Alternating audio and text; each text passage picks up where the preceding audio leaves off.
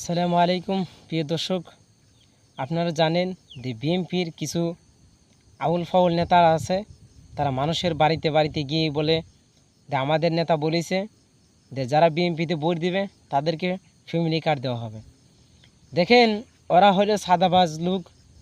ওরা মানুষের সাথে কী ধরনের প্রতারণা করে। ওরা বলে যে ফ্যামিলি কার্ড দেওয়া হবে। আরে তোরা তো সাদা তুলে খাস রে, তোরা তো গরিব মানুষের হক মাইয়া খাস, তাদের কাছে টাকা নিয়ে খাস। তোরা তোরা আবার গরিব মানুষকে দান করবি, ফ্যামিলি কার্ড দিবি। সুতরাং এইসব চাঁদাবাজ দান্দাবাজের কথা কখনো শোনা যাবে না, কারণ ওদের নেতা যেমন সুর, ওদের কর্মীরাও সুর। সুতরাং আমরা আগামী দিনে, আগামী নির্বাচনে আমরা ওদেরকে দেখতে চাই না। আমরা ভালো মানুষ চাই এবং ভালো শাসন আমরা এই বাংলাদেশে চাই। আপনারা দেখে আছেন যুগে যুগে কত দল ক্ষমতা গেল, কত দল নামলো।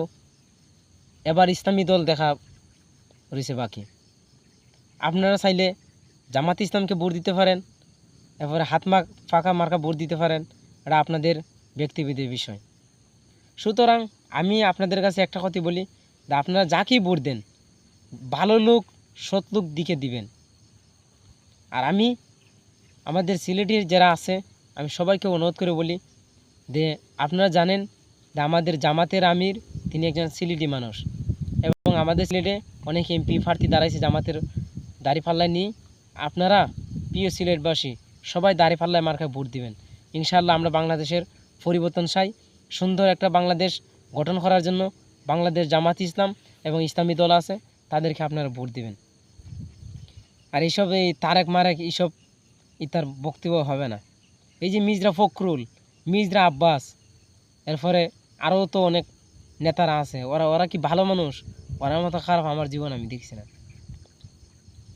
ফখরুল তো শরিয়া আইন বিশ্বাসই করে না, আর মির্জা আব্বাস তো আলেমদেরকে দেখতে পারে না।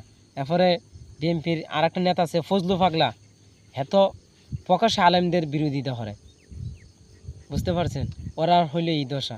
সুতরাং ওদেরকে ভোট দেওয়া যাবে না, কারণ যারা আল্লাহর দিন আল্লাহর বিধান মানতে চায় না তাদেরকে ভোট দেওয়া ঠিক হবে না আমার মনে হয়। আপনারা যাকে ভোট দেবেন ভালো লোককে সৎ লোক দিকে ভোট দেবেন ইনশাআল্লাহ। 500 টাকার জন্যে আপনার নিজের ভোটটা বিক্রি করবেন না।